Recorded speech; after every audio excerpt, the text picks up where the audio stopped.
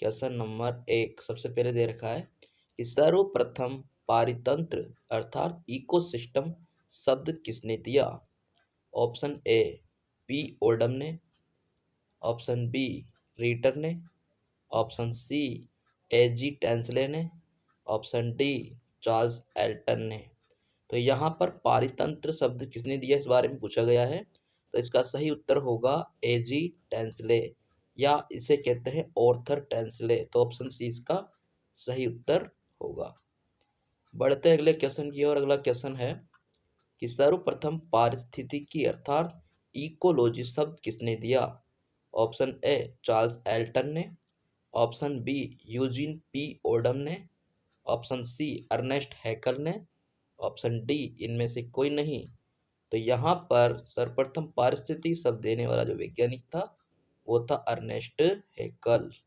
तो option C इसका सही उत्तर होगा। अगला क्वेश्चन है जीपीपी का फुल फॉर्म क्या है।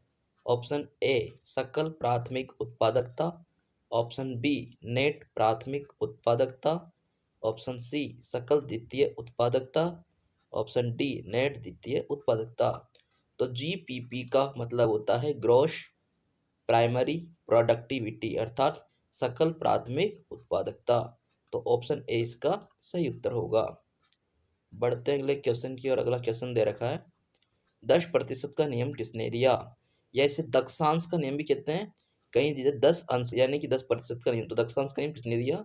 Option A Raymond Laurel Lindeman ने, option B Eugene P Odum ने, ऑप्शन सी चार्ल्स एल्टन ने, ऑप्शन डी एजी टेंसले ने। तो देखिए 10% का जो नियम दिया ये दिया रेमंड लॉरेल लिंडमैन, लेकिन कुछ किताबों में और कुछ गाइड में इसका जो नाम है वो वैज्ञानिक लिंडामेन या लिंडेलमैन भी दिया हुआ है। ठीक है, तो ये इसका अलग अलग नाम हो सकता है, सही नाम यही है। अगला क्वेश्चन है पारिस्थितिकी स्तूप की संकल्पना सर्वप्रथम किसने दी, अर्थात इकोलॉजिकल जो पिरामिड होते हैं उनके बारे में सबसे पहले किसने बताया। तो ऑप्शन ए दे रखा है वैज्ञानिक हल्ट, ऑप्शन बी दे रखा है वैज्ञानिक रीटर, ऑप्शन सी दे रखा है वैज्ञानिक एल्टन, ऑप्शन डी दे रखा है वैज्ञानिक ओडम।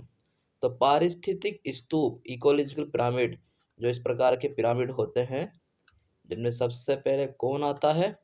सबसे पहले आएगा उत्पादक, उत्पादक के बाद फिर आता है उसका प्राथमिक उपभोक्ता, द्वितीय उपभोक्ता, तृतीय उपभोक्ता। तो इस प्रकार की जो संरचना होती है वो कहलाती है पारिस्थितिक स्तूप।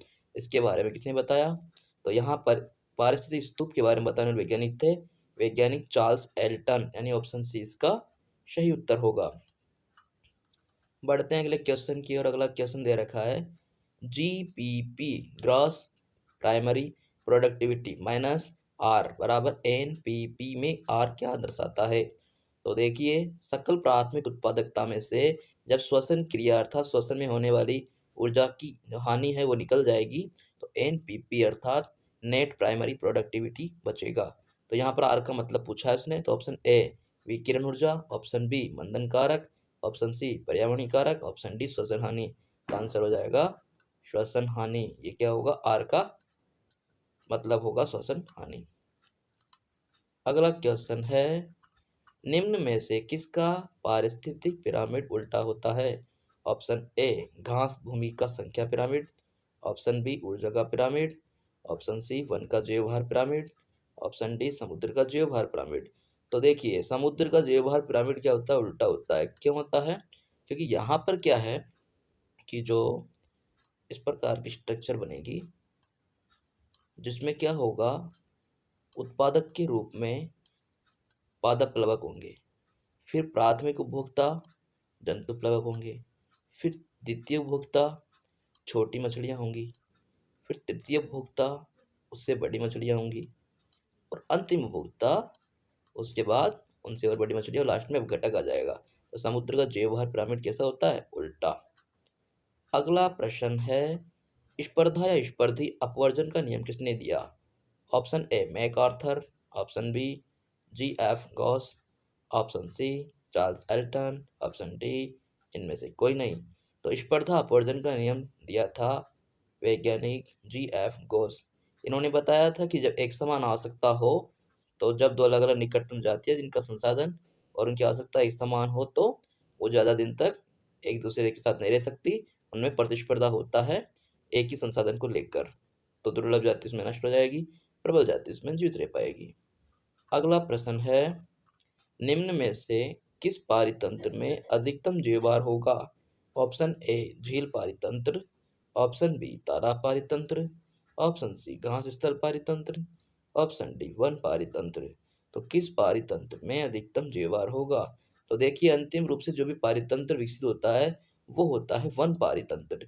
तो सबसे विकसित पारितंत्र जिसमें लास्ट में सबसे ज्यादा जीवभार बनता है तो वो होता है वन पारितंत्र। अगर यहाँ पर जीवभार की दृष्टि से अगर समुद्र दिया होता, तो समुद्र एक विशाल पारतंत्र होता है, तो फिर उसका जीवभार सबसे ज़्यादा हो जाएगा। लेकिन यहाँ पर क्या दे रखा है? वन पारितंत्र। तो वन पारितंत्र के अनुसार ये सबसे ज़्यादा जीवभार वाला होगा। अगला क्वेश्चन है, निम्न में से किसका पारिस्थितिकी स्तूप हमेशा सीधा प्राप्त होता है?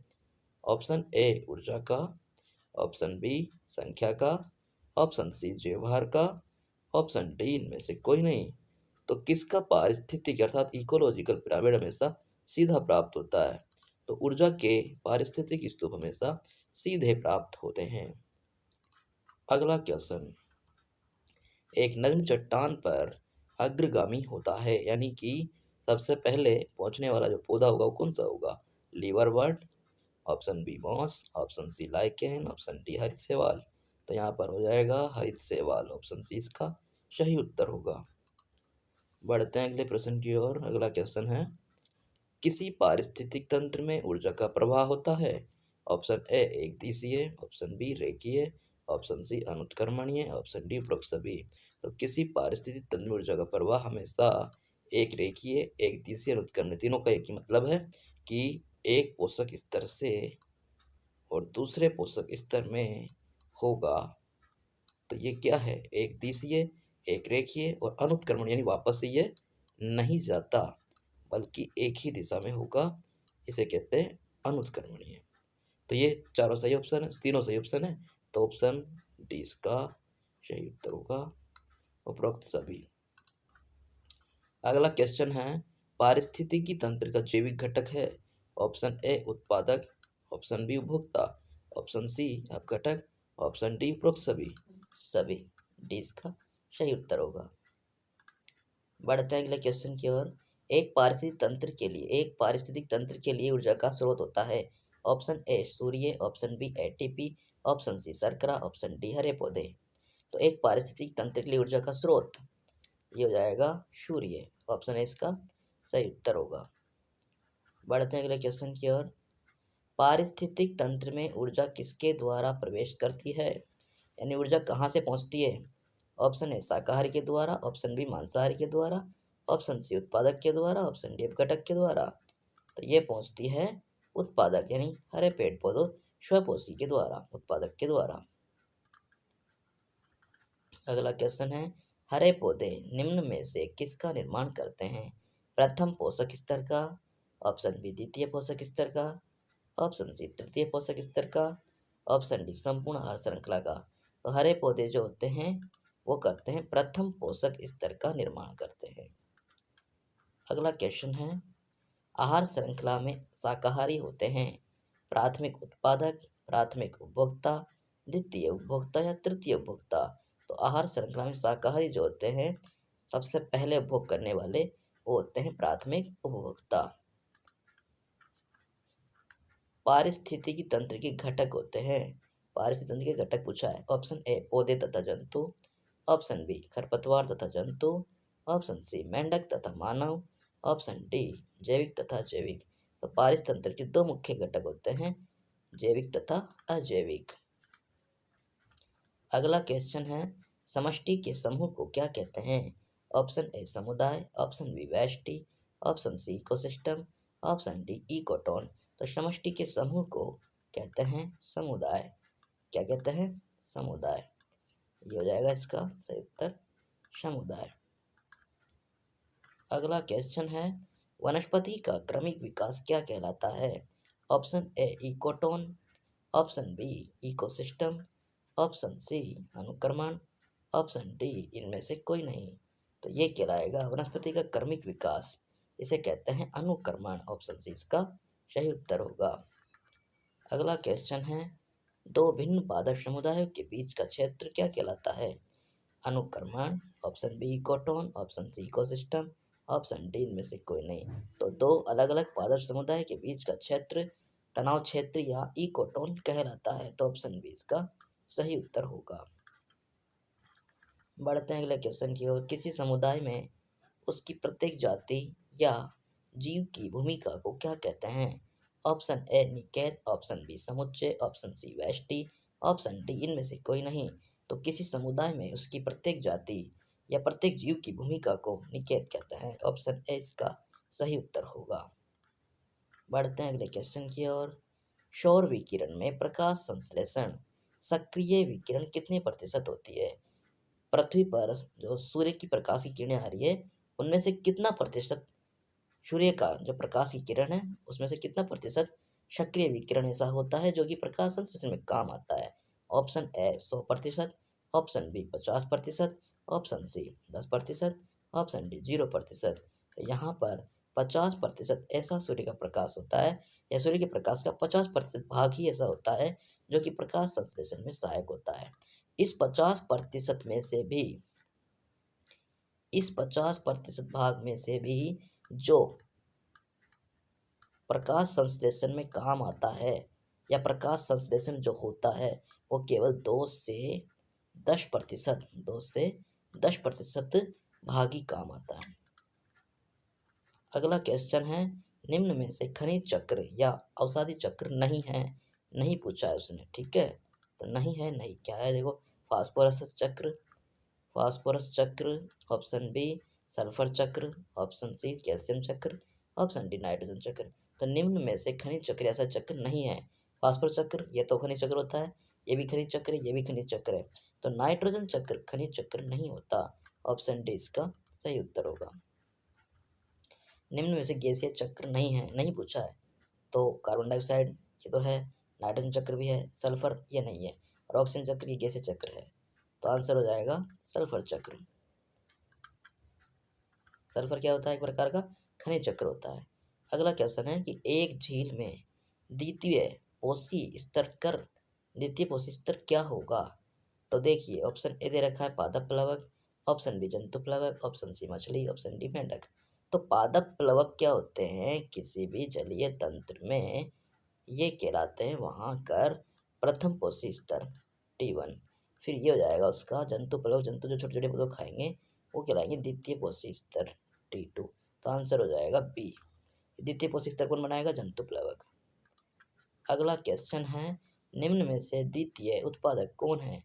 तो देखिए, उत्पादक हरे पेड़ पौधे होते हैं, फिर उपभोक्ता आते हैं, वो 3 प्रकार के होते हैं, प्राथमिक द्वितीय तृतीय, को लास्ट में आता है अपघटक। तो इस हिसाब से इसने पूछा है द्वितीय उत्पादक कौन है? ऑप्शन ए हरे पौधे, नहीं ये तो उत्पादक होंगे, वो भी केवल उत्पादक। ऑप्शन बी दे रखा शाकाहारी जंतु, ये तो प्राथमिक उपभोक्ता होते हैं। सर्वाहारी जंतु ये तो तृतीय उपभोक्ता होंगे, और इनमें से कोई नहीं। तो फिर आंसर हो जाएगा इनमें से कोई नहीं, ऑप्शन डी इसका सही उत्तर होगा। अगला क्वेश्चन है कि उत्पादक होते हैं, क्या होते हैं उत्पादक? स्वपोषी होते हैं, ऑप्शन बी परपोषी होते हैं, ऑप्शन सी परजीवी, ऑप्शन डी में से कोई नहीं। तो उत्पादक जो होते हैं वो होते हैं स्वपोषी, यानी हरे पेड़ पौधे जिनमें प्रकाश संश्लेषण के लिए पर्णहरित पाया जाता है वो होते हैं स्वपोषी। अगला है, तालाब इकोसिस्टम में ऊर्जा का पिरामिड कैसा होता है या कैसा प्राप्त होता है? ऑप्शन ए रेखीय, ऑप्शन बी उल्टा, ऑप्शन सी सीधा, ऑप्शन डी अनियमित। तो ये प्राप्त होगा, कैसा प्राप्त होगा? तालाब इकोसिस्टम में ऊर्जा का पिरामिड कैसा प्राप्त होगा? ये प्राप्त होता है रेखीय, उल्टा, सीधा या अनियमित। तो तालाब इकोसिस्टम में ऊर्जा का पिरामिड जो प्राप्त होता है ये प्राप्त होगा भाई सीधा, क्योंकि ऊर्जा के पिरामिड हमेशा सीधे प्राप्त होता है, ठीक है। तो ऑप्शन सी। और फाइनल क्वेश्चन है कि निम्न में से किसमें उल्टा पिरामिड प्राप्त होता है? ए घास स्तर का ऊर्जा पिरामिड, बी घास स्तर का ज्वार पिरामिड, ऑप्शन सी जलीय तंत्र का संख्या पिरामिड, ऑप्शन डी जलीय तंत्र का ज्वार पिरामिड। तो यहाँ पर उल्टा पिरामिड किसका होगा? तो जलीय तंत्र का ज्वार पिरामिड ये जो होगा ये उल्टा होगा। ऑप्शन डी इसका सही उत्तर है। ओके दोस्तों।